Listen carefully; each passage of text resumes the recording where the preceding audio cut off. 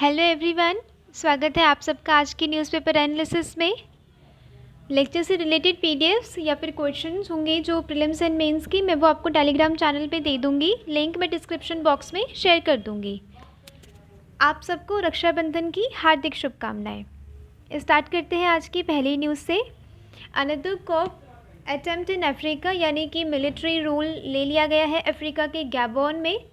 Gabon एक nation में, ठीक है।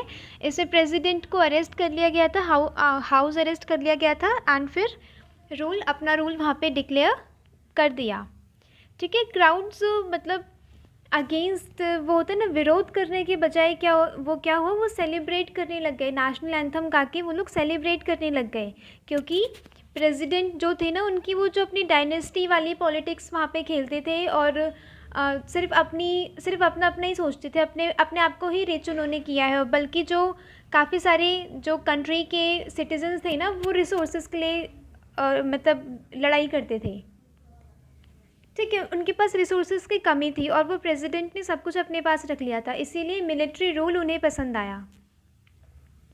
हो rule for country for 41 years, 41 years के लिए 41 ईयर्स से उन्होंने रूल किया था। And there has been a wide spread discontent ना, मतलब एक विरोधाभास होता है अपने मन में कि उस प्रेसिडेंट के खिलाफ या उस रूलर के खिलाफ, वो चीज़ डेवलप हो रही थी उनमें, ठीक है। यहाँ पे आपको प्रीलिम्स के लिए बहुत ही ज़्यादा इम्पॉर्टेंट न्यूज़ है कि गैबोन में मिलिट्री रूल वहाँ पे हो गया। ये चीज़ आपको मैच द फॉलोइंग में पूछी जा सकती है प्रीलिम्स में, एंड वो पूछा जा सकता है कि गैबोन कंट्री रिसेंटली न्यूज़ में थी, क्यों थी, ठीक है। ऐसे करके क्वेश्चंस आ सकते हैं। रिसेंटली कहाँ कहाँ पे वो लगा है मिलिट्री रूल? नाइजो में, बुर्किना फासो, जुवेना, चाड एंड माली, ठीक है। इन सब जगह में लगे हैं military rule. Hurricane Idalia swarms Florida, आपको ये याद रखना है कि रिसेंटली इडालिया था, क्या था, ठीक है। वो ऑप्शंस दे देंगे, लाइक ये कुछ बातें आपको याद रखनी है। क्या इडालिया हरिकेन है, कहाँ पे आया? फ्लोरिडा के आसपास, ठीक है, फ्लोरिडा में आया, ठीक है। जो हरिकेन जैसे अपना ट्रॉपिकल साइक्लोन होता है ना, सिर्फ वैसे ही होता है हरिकेन। मतलब अगर 27 डिग्री से अबव अगर टेम्परेचर रेज हो गया सी लेवल का, सी सरफेस का, तो क्या होगा, वहाँ पे लो प्रेशर क्रिएट हो जाएगा। लो प्रेशर से सारी जो विंड्स होंगी वो ऊपर उड़ती चली जाएंगी, ऊपर बहुत ही इंटेंस विंड ऊपर जाएंगी और क्यूमुलो निम्बस क्लाउड वहाँ पे बना देंगी। एंड बिल्कुल इंटेंस रेन आप देख सकते हैं यहाँ पे, बिल्कुल बाढ़ की स्थिति, ठीक है। इंटेंस रेन करके वो हरिकेन वहाँ पे होता है। और सेम हरिकेन को हमारी कंट्री में, हमारे जो इंडियन ओशन में बोला जाता है tropical cyclone. In Japan a third of today's 18-year-old may not have kids. Study कहती है कि वहाँ पे कम से कम 34% वुमेन हैं जो अभी 18 साल की हुई हैं 2005 में, जिनका जन्म हुआ है, वो बेबी आगे कंसीव नहीं कर पाएंगे, कैरी नहीं कर पाएंगे, राइट। इसमें क्या है, इसमें देखा जा रहा है कि पॉपुलेशन वहाँ की अनस्टेबल हो रही है, ठीक है। एक एजिंग पॉपुलेशन है वहाँ की, ज़्यादातर मतलब एजिंग पॉपुलेशन है वो। कुछ ह्यूमन कैपिटल वहाँ पे कम है, क्योंकि अब जो एजड पीपल है they are not able to do they are not able to contribute in the economic activities, right. Economic में उनका पार्टिसिपेशन नहीं रह पाएगा, तो यंग जनरेशन चाहिए होगी आने वाले कुछ सालों में ना, यंग जनरेशन की ज़रूरत होगी वहाँ पे भी, हमारी कंट्री में भी आने वाले कुछ सालों में। वो अभी हमारी जो डेमोग्राफिक डिविडेंड है ना, वो पीक पे है। ज़्यादातर जो वेस्टर्न कंट्रीज़ हैं और जापान जैसी कंट्रीज़ में क्या हो रहा है, एजिंग का प्रोसेस चल रहा है। यहाँ पे क्या है, prime minister Fumio Kishida in June promised to tackle the population crisis with unprecedented measures, including bigger payouts for families with 3 or more children, ठीक है। जो जिनके 3 या 3 से ज़्यादा बच्चे हैं ना, उन्हें काफ़ी इंसेंटिव्स दिए जाएंगे सरकार की तरफ से वहाँ पे, ताकि क्या हो, ज़्यादा से ज़्यादा वो एक मोटिवेशन हो कि हमें इंसेंटिव मिलेगा। क्योंकि ज़्यादातर आजकल क्यों सिर्फ हमारे दो होते हैं, क्योंकि अब जिस तरीके से टाइम वैल्यू ऑफ मनी कम हो रही है, राइट, अब वो उतने ही पैसे अब फैमिली को चलाने के लिए काम नहीं आ सकते, ठीक है। खर्चे बढ़ गए हैं, इन्फ्लेशन मतलब बढ़ता है, महंगाई बढ़ती है, ठीक है। वो एक लाइफ स्टाइल, कंज्यूमरिस्टिक लाइफ स्टाइल हो गई है। एजुकेशन, हेल्थ, सबका ही वो ध्यान रखना पड़ता है, तो अब उतने बच्चे पालना मुश्किल हो गया है, राइट। इसीलिए प्राइम मिनिस्टर ने क्या कहा है कि आप मतलब पैदा करिए आप बच्चे, क्योंकि इंसेंटिव्स हम देंगे, क्योंकि वहाँ की कंट्री को अभी इस चीज़ की ज़रूरत है, वहाँ पे यंग पॉपुलेशन की ज़रूरत है अभी। नेक्स्ट न्यूज़ देखते हैं। 38 IT firms apply to make laptops PCs under PLI scheme, ठीक है। इम्पोर्ट बैन लगा दिया गया था, राइट। यानी कि जो पर्सनल कंप्यूटर्स होते हैं, लैपटॉप होते हैं, जो गैजेट्स होते हैं, उन वो उस पर इम्पोर्ट बैन लगा दिया गया था। वो बताया था मैंने आपको कुछ दिनों पहले की न्यूज़ में। इसमें क्या है, फर्म्स ने अप्लाई किया है कि वो लोग लैपटॉप्स बनाएंगे और PCs बनाएंगे PLI स्कीम के अंडर, ठीक है। मतलब PLI स्कीम में उन्होंने एनरोल किया। PLI स्कीम कहते हैं प्रोडक्शन लिंक्ड इंसेंटिव स्कीम।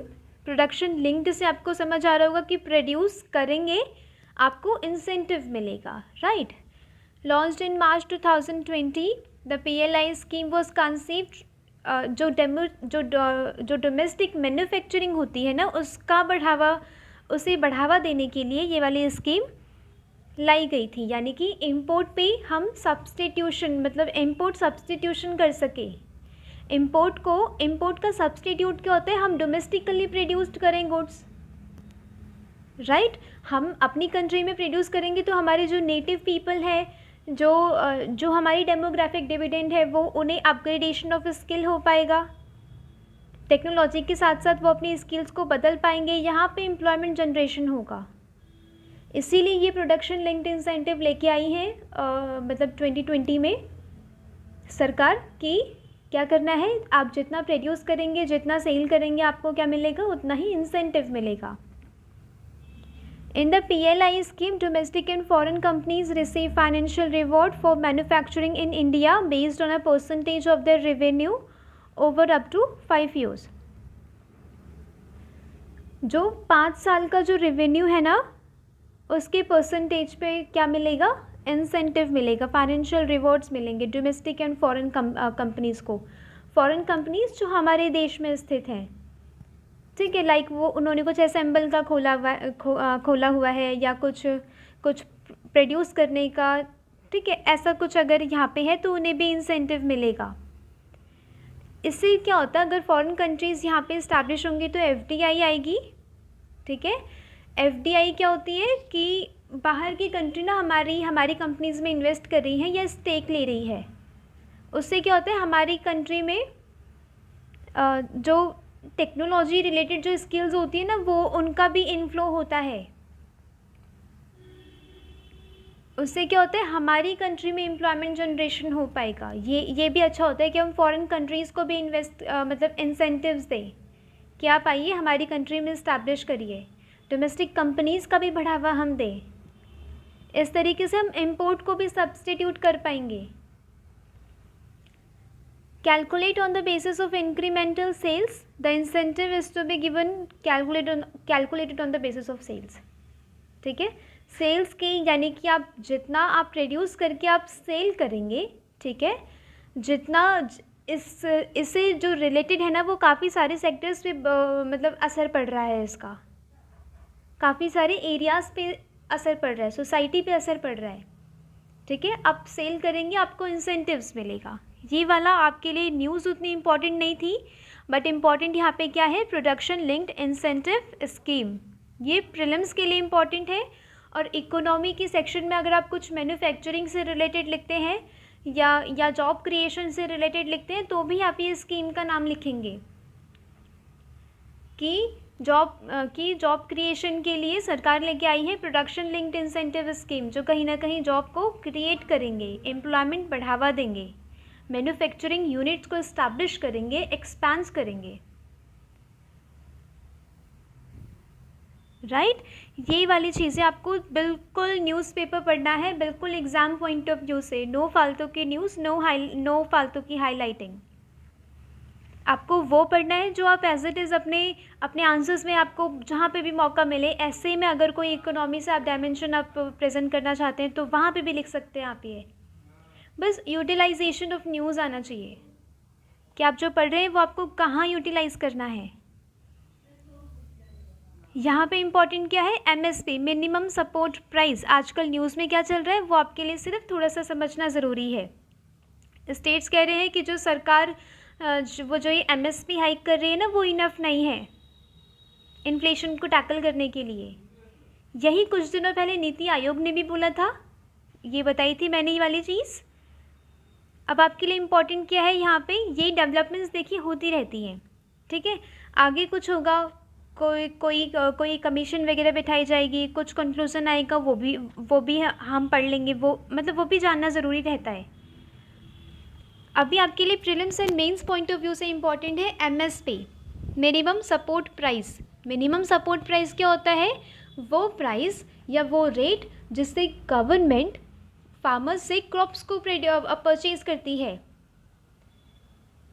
ठीक है, क्रॉप्स को खरीदती है, वो एक मिनिमम प्राइस, वो रीज़नेबल प्राइस होता है कि हाँ उससे फार्मर भी खुश रहे और हमारी कंट्री की जो फूड सिक्योरिटी है वो भी स्टेबलाइज रहे।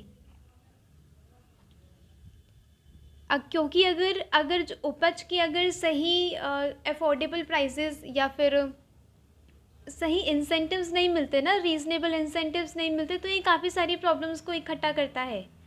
जैसे कि फार्मर के लिए अगली खेती के लिए दिक्कत हो जाती है जब उनके पास पैसे नहीं होते, घर में कोई फंक्शन होता है उसके लिए दिक्कत होती है, फार्मर्स के सुसाइड्स होते हैं इस वजह से। इसीलिए गवर्नमेंट ने कुशन प्रोवाइड किया है सर वो फार्मर्स को, कि कुशन देंगे तो क्या होगा, वो लोग, उनके पास एक इंसेंटिव रहेगा कि भले ही कोई खरीदे या ना खरीदे पर सरकार खरीदेगी, ठीक है। MSP is a minimum price for any crop that the government consider as remunerative for farmers. Remunerative रहे, उनका मोटिवेशन बना रहे अगले सीजन के लिए प्रोड्यूस करने के लिए। The Commission for Agriculture Cost and Prices recommends MSP for 22 mandated crops and fair remunerative price for sugarcane. 22 mandated crops के लिए CACP ने MSP के लिए का रिकमेंड किया है, एंड शुगर के लिए फेयर एंड रिम्यूनरेटिव प्राइस का रिकमेंडेशन देती है वो, ठीक है। 22 मैंडेटेड क्रॉप्स, ये आपको नोट करना है अपने मेंस के लिए, ठीक है। और रिकमेंड कौन करता है, CACP। CACP is an attached office of ministry. Ministry कौन सी है, एग्रीकल्चर एंड फार्मर्स वेलफेयर। ये भी चीज़ आपको याद रखनी है कि CACP अंडर दिस मिनिस्ट्री आती है। CACP projects 3 kind of production production cost. क्या कौन कौन सी है, A2 में आपको बेसिकली याद रखना है इनपुट्स।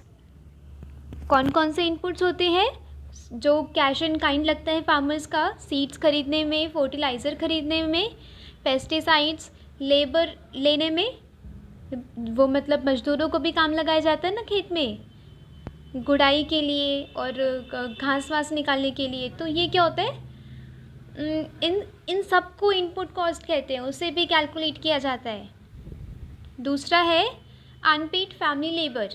अनपेड फैमिली लेबर कौन होते हैं, जैसे कि स्कूल मतलब पढ़ के जो बच्चे आ रहे हैं, या फिर अपने घर के पुरुष या महिलाएं ही घर पे जा रही हैं, मतलब खेत में जा रही हैं काम करने, ठीक है, वो अनपेड फैमिली लेबर हुए, उसकी कॉस्ट भी ये लोग इंक्लूड करते हैं। It is a more comprehensive cost that factors in rental and interest forgone on own land.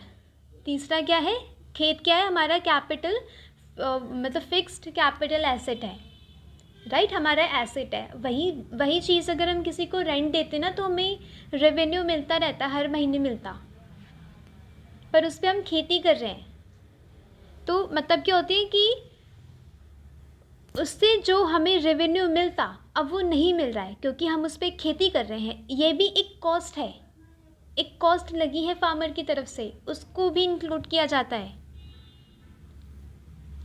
CACP considers both A2 का मतलब क्या है, इनपुट, FL का मतलब family labour, unpaid family labour, and C2 क्या हो गए, कॉस्ट, जो इंटरेस्ट था वो फॉरगॉन, यानी कि उस लैंड को हम यूज़ करके काफ़ी रेम्यूनरेटिव प्राइजेस ले सकते थे, रेंट ले सकते थे। इन सबको कंसीडर करके CACP रिकमेंड करती है MSP 22 मैंडेटेड क्रॉप्स के लिए। इश्यूज़ देख लेते हैं। इसके इश्यूज़ आपके मेंस पॉइंट ऑफ व्यू से बहुत ही ज़्यादा इम्पॉर्टेंट है। ठीक है, MSP इस बार न्यूज़ में रही है। आप एक क्वेश्चन एक्सपेक्ट मतलब कर सकते हैं मेंस के लिए, GS पेपर 3 के लिए।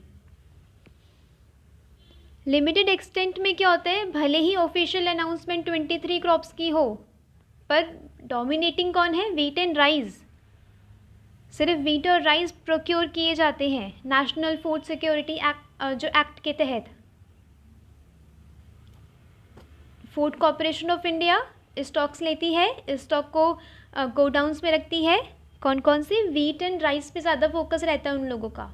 इसीलिए आपने अपने अगर गांव वगैरह में अगर खेती रही हो तो आपको ये लगता होगा कि हर साल सिर्फ चावल और गेहूं की ही खेती की जाती है ज़्यादातर एरियाज़ में। बिहार, यूपी, हरियाणा, पंजाब, यहाँ पे ना ज़्यादातर गेहूं और राइस की ही खेती होती है।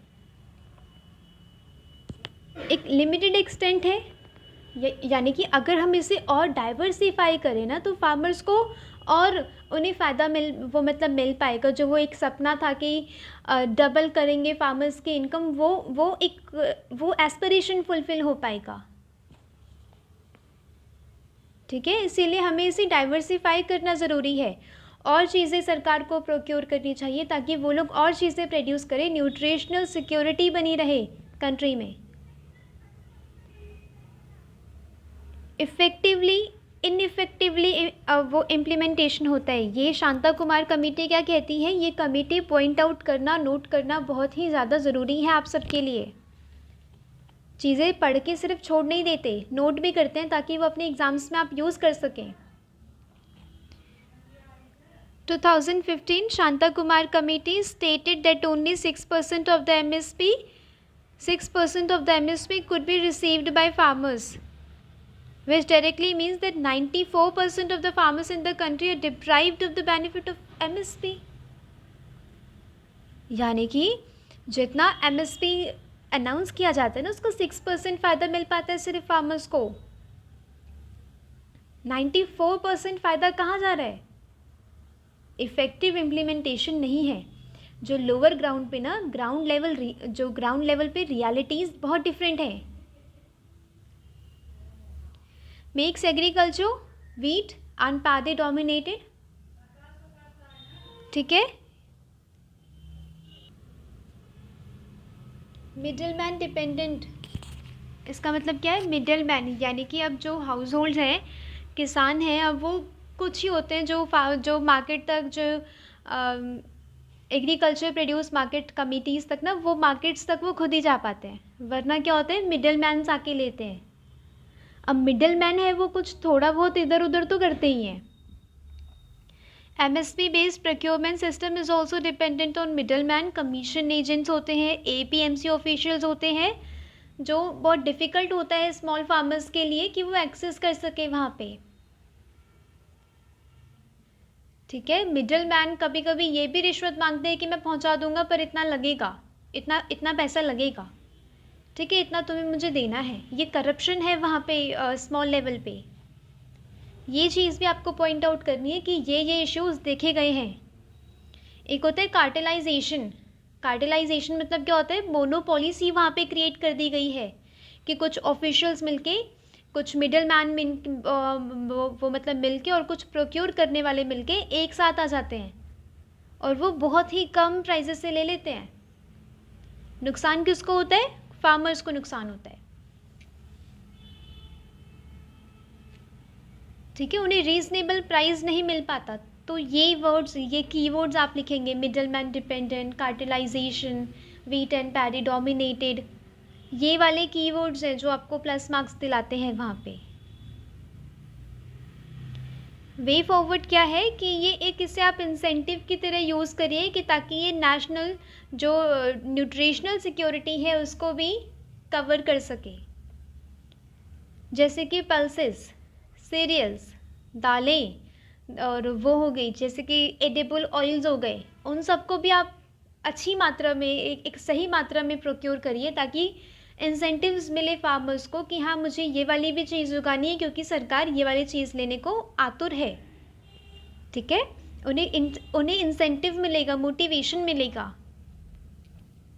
स्टेप्स टू स्टॉप कार्टेलाइजेशन, ठीक है, हमें मॉनिटर करना है, चेक करना है कि फार्मर्स को कहीं नुकसान तो नहीं हो रहा है। एक इन्वेस्टिगेशन, एक, वैसे तो मेरा मानना ये है कि हर एक जो मार्केट कमेटीज़ होती हैं ऐसी, उसमें एक इन्वेस्टिगेशन टीम भी होनी चाहिए छोटी सी, जो बिके ना हो, जो करप्शन खुद ना करे, वो इन्वेस्टिगेट करके ये पता लगाएं कि वहाँ पे क्या क्या इश्यूज़ आ रहे हैं, वो तभी एक बड़ी लेवल पे इश्यूज़ सॉल्व किया जा सकेगा फार्मर्स का।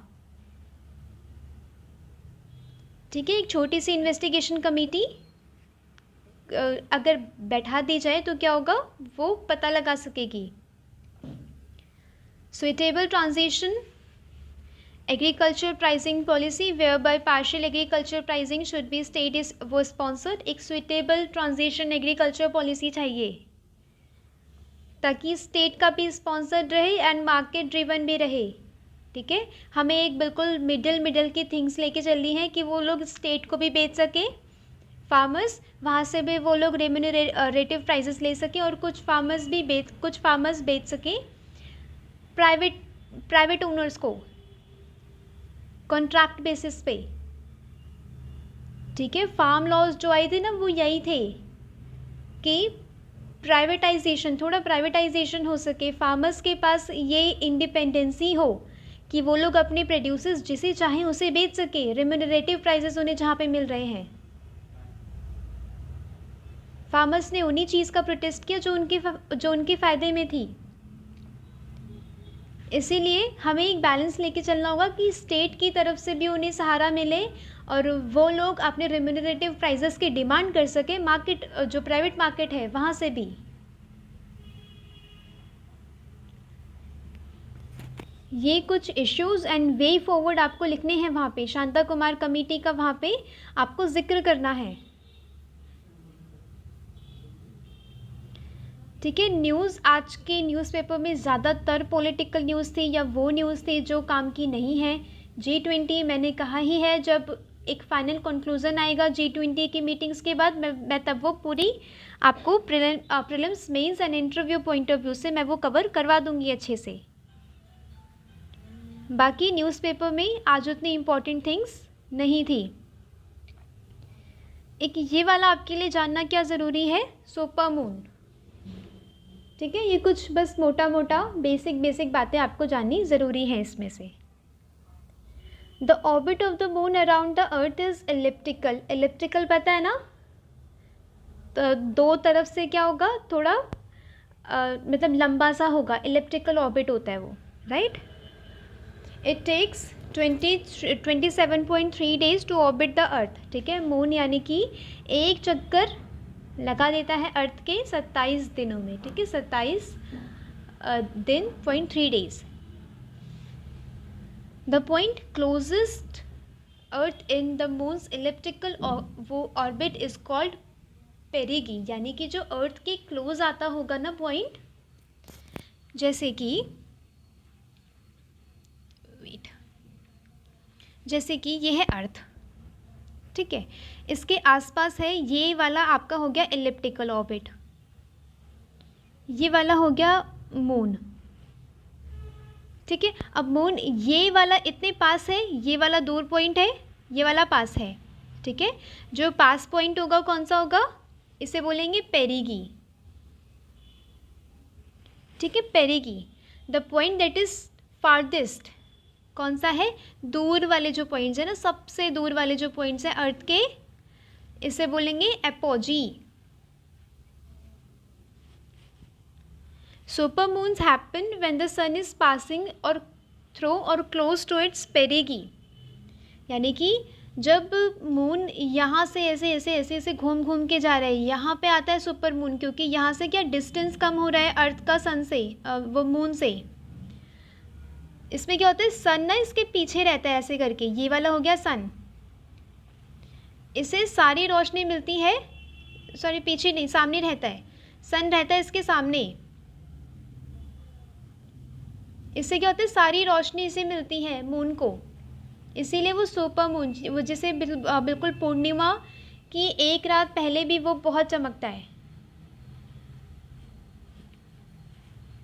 The full moon occurs when the moon is directly opposite to the sun, sun के ऑपोजिट, and therefore it has entire day side lit up. The full moon appears as a brilliant circle in the sky that rises around and sunset and sets around sunrise.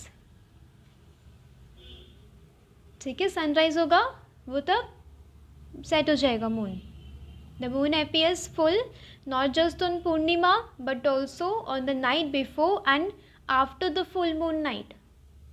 इसे कहते हैं super moon. Super moon which is very bright, close to the earth and जो थोड़ा बिगर दिखता है। ठीक है, ये थोड़ा बहुत आपको जानना ज़रूरी था इसमें, मोटा मोटा। देख लेते हैं ब्लू मून। कल मतलब कल, हाँ, सुपर मून और ब्लू मून का ना एक रेयर कॉम्बिनेशन कल देखा गया था। ब्लू मून क्या एक्चुअल में ब्लू होता है?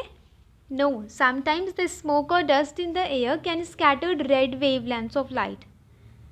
रेड वेवलेंथ्स को वो स्कैटर करती हैं, जो डस्ट एंड स्मोक होती है, जो पार्टिकल्स होते हैं वहाँ पे।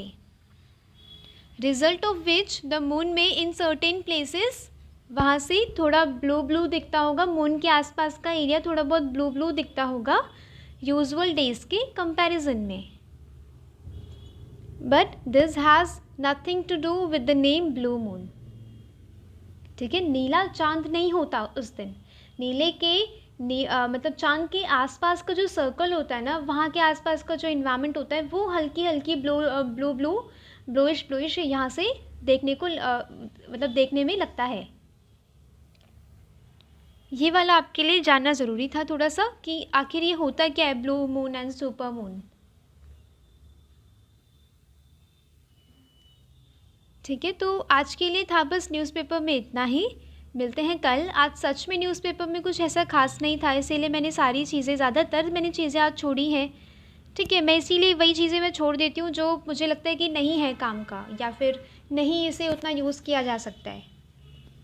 राइट, इसीलिए आपको क्या देखना है, यूटिलाइजेशन ऑफ न्यूज़ देखना है। अगर जो इम्पॉर्टेंट है आप वही पढ़िए, क्योंकि डेली आता है न्यूज़पेपर, आपको डेली कवर करना है। तो आपको क्या ज़रूरी है, जो आपने पढ़ा है पिछला वो भी रिवाइज़ करें।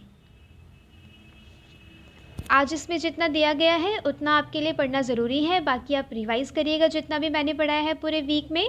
आज के लिए टाइम अच्छा है रिवाइज़ करने का। तो मिलते हैं कल।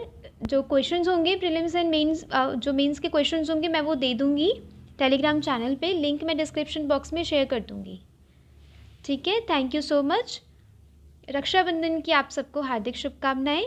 Thanks for watching, thank you so much.